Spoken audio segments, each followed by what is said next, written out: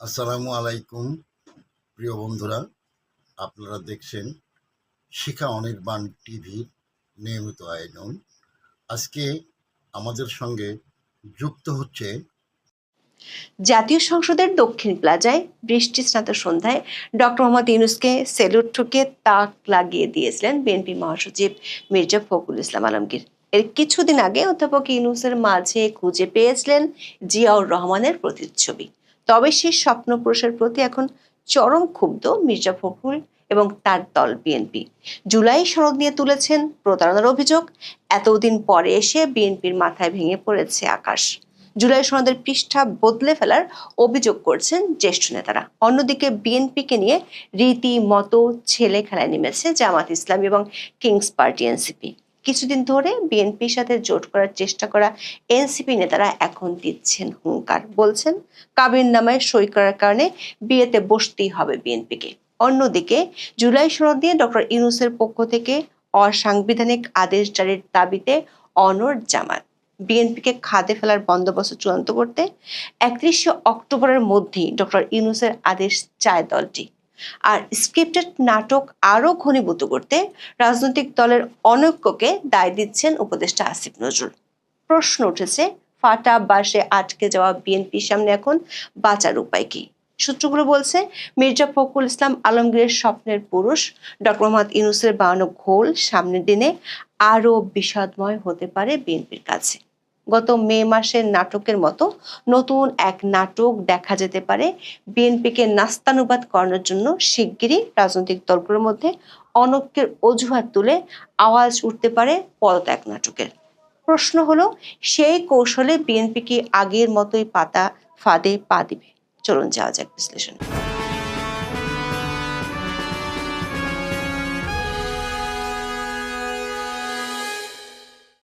জাতীয় সংসদ ভবনের দক্ষিণ প্লাজায় 17 অক্টোবর জুলাই সনদে সই করে বিএনপি সহ 25টি দল ও জোট।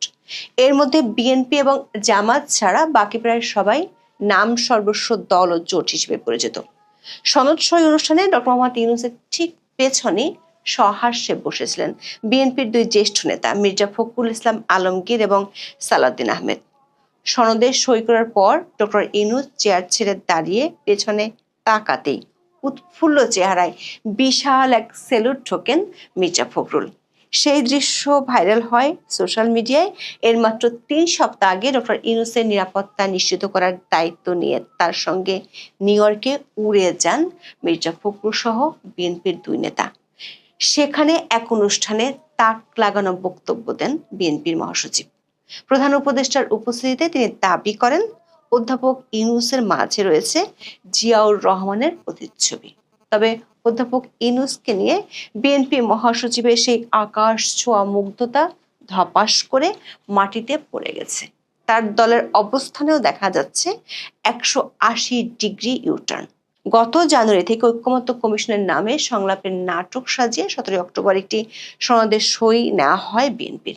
তবে সেই স্বাক্ষর এখন বিএনপির কলার কাটা। জুলাই সনদের বাস্তবায়নের উপায় সম্পর্কিত সুপারিশ 28 অক্টোবর প্রধান উপদেষ্টা ডক্টর মোহাম্মদ ইউনূসের কাছে হস্তান্তর করে জাতীয় ঐক্যমত্য কমিশন।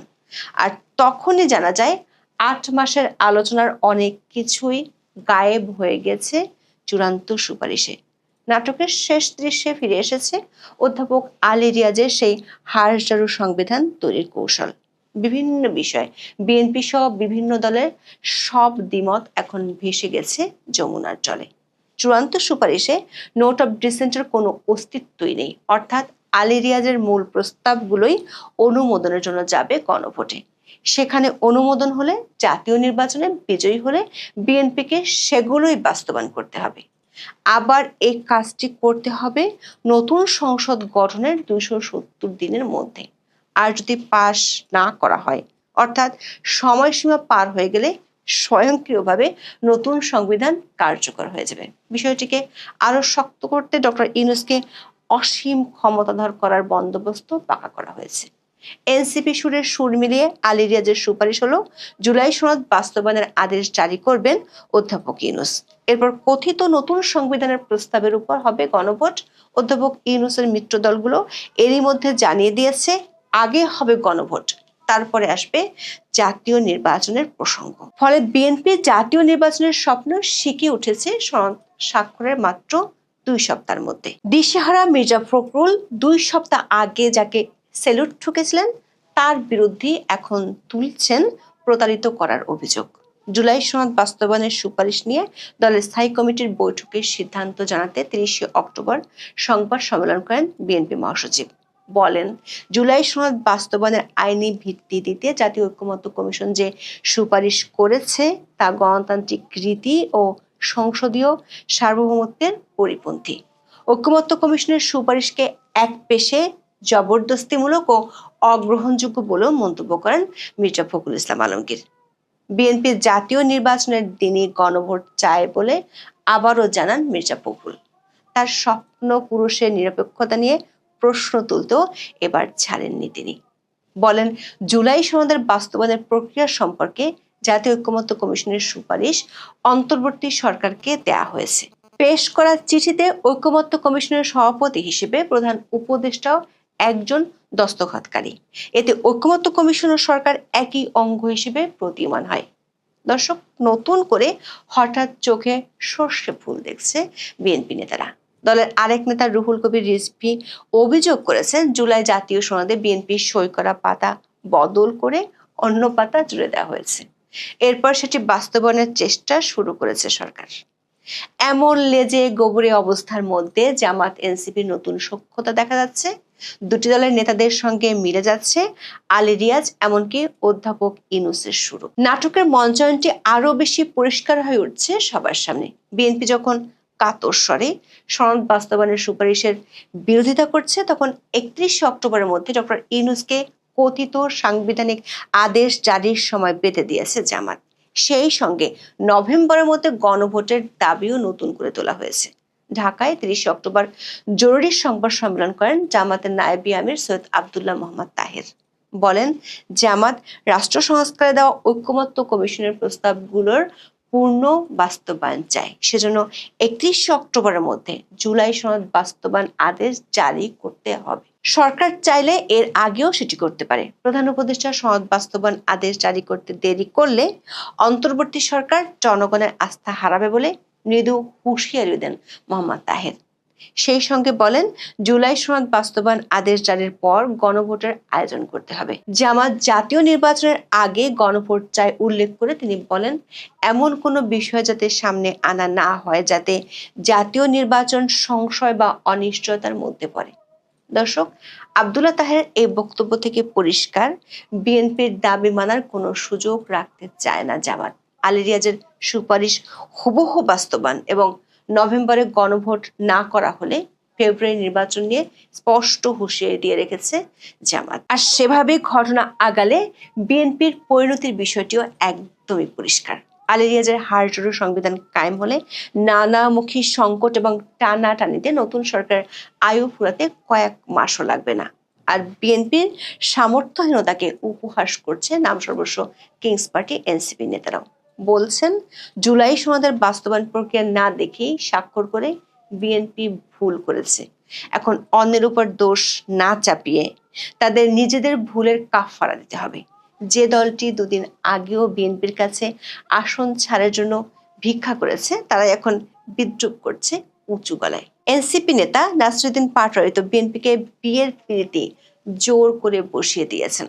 অনলাইনে জুলাই সনদের সুপারিশের বিরুদ্ধে বিএনপির ক্যাম্পেইনের কোনো সুযোগ নেই দাবি করে তিনি বলেন, তাদের এখন আর না বলার সুযোগ নেই। তারা বিবাহে রাজি হয়েছে, কাবিননামায় সই করেছে, তাই না বলার কোনো সুযোগ নেই। তাদের ভেবে চিনতে জুলাই সনদে সই করা উচিত ছিল। বিএনপির জন্মের ইতিহাস তুলে হুমকি দিতেও ছাড়ছে না এনসিপি।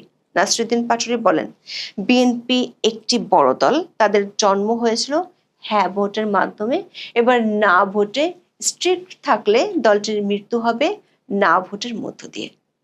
দর্শক, নাসিরুদ্দিন পাটোয়ারির বক্তব্যের পর বিএনপিকে নিয়ে সোশ্যাল মিডিয়ায় চলছে মিম আর ট্রলের ঝড়। দলটিকে দেখানো হচ্ছে বিয়ের পিঁড়িতে বসতে অনিচ্ছুক কনে হিসেবে। হাত পা বাঁধা, বিএনপির সামনে কবুল বলা ছাড়া যেন আর কোনো উপায় নেই। প্রশ্ন হলো, এমন অনিচ্ছার বিয়ের সংসার টিকবে কতদিন? দর্শক, সরকার আর তাদের মিত্রদের কৌশলে বিএনপি যখন দিশেহারা, তখন কাটা ঘায়ে যেন আরেকটু লবণ ছিটালেন উপদেষ্টা আসিফ নজরুল। সংকটের সব দায় তিনি তুলে দিয়েছেন রাজনৈতিক দলগুলোর উপর। তার কথায় পরিষ্কার, প্ল্যান অনুযায়ী এগোচ্ছে সবকিছু। ইচ্ছাকৃতভাবে তৈরি করা এক অরাজক পরিস্থিতির দিকে যাচ্ছে দেশ। ঢাকায় 30 অক্টোবর সংবাদ সম্মেলনে আসিফ নজরুলের কণ্ঠে ছিল নিষ্পাপ সুর। বলেন, গণভোট নিয়ে রাজনৈতিক দলগুলোর মধ্যে বিরোধ তীব্রতম পর্যায়ে পৌঁছে গেছে। এমন অবস্থায় চূড়ান্ত সিদ্ধান্ত নেবেন প্রধান উপদেষ্টা। কিছুই যেন জানেন না এমন ভঙ্গিতে তিনি বলেন, 270 দিন আলাপ আলোচনা করার পর রাজনৈতিক দলগুলোর বক্তব্যের মধ্যে যে অনেককে সুর দেখা যাচ্ছে তা হতাশাব্যঞ্জক। এই তীব্র বিরোধের মধ্যে সমঝোতা দলিল পাশ করা সরকারের সামনে একটা চ্যালেঞ্জ এনে দিয়েছে। অথচ 270 দিনের আলোচনার সবকিছু 1.5 সপ্তাহে ধুয়ে মুছে ফেলার দায় যে ঐকমত্য কমিশনের, সেটি পুরোপুরি এড়িয়ে যান আইন উপদেষ্টা। আবার সেই কমিশনের প্রধান হিসেবে আছেন ডক্টর মোহাম্মদ ইউনূস। পানি ঘোলা করে তিনি এখন দেবেন চূড়ান্ত সিদ্ধান্ত। অথচ আসিফ নজরুল সংকটের দায় অবলীলায় তুলে দিয়েছেন রাজনৈতিক দল, আর স্পষ্ট করলে সুপারিশের বিরোধিতা করা বিএনপির উপর। প্রশ্ন হলো, জুলাই সনদ নিয়ে এত যে নাটক হচ্ছে তার আসল কারণ কি? কেন ঐকমত্য কমিশন আলোচনায় হয়নি এমন সুপারিশ করলো? বিষয়টির ইঙ্গিত পাওয়া যাবে সরকারের দুই মিত্র এনসিপি ও জামাতের দুই নেতার বক্তব্যে। কাকতালীয় হলেও 29 অক্টোবর একই দিনে জামাত নেতা আব্দুল্লাহ তাহের ও এনসিপি নেতা নাহিদ ইসলাম নির্বাচন ফেব্রুয়ারিতে না হওয়ার কথা বলেছেন।